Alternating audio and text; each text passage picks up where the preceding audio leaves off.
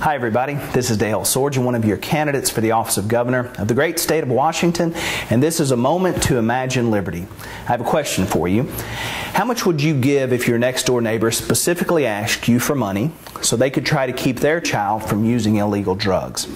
I ask that question honestly and sincerely because most people that I know are very caring and charitable people, so they'd be willing to give a great deal of their hard-earned money if they knew for sure that it was going to help keep their neighbor's child off of drugs, especially if the neighbor was a close friend who they specifically knew worked hard to be a great parent.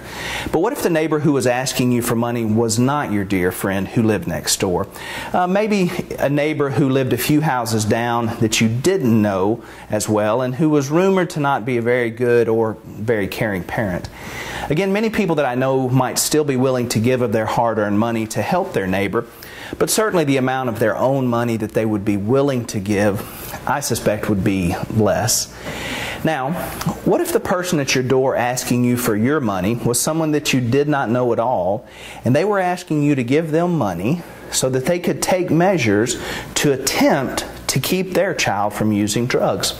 How would you respond to that parent that you do not even know? In each case, the charitable person might be willing to give a bit of their hard-earned money to the maid to support their own family in order to help the neighbor.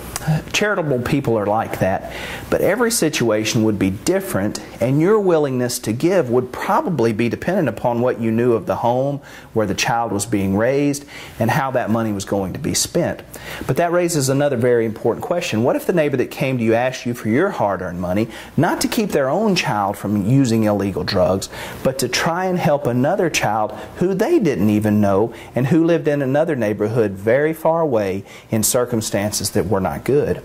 How would you respond to that? What questions would you ask before you even considered giving your money to this cause? Again, the charitable person working hard to support and raise his or her own family would probably be compassionate upon the child growing up in challenging circumstances and would want to give help to keep the child from using drugs. But how much would you be willing to give and to support how many children staying off drugs? Would you give at the cost of taking from the needs of your own family, then the possibility of keeping kids that you don't know from using illegal drugs? Let me ask the question another way.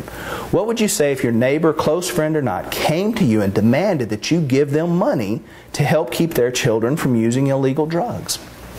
And what if they told you that the money that they were going to take from you was not only going to be used possibly to help kids that you don't even know from using drugs?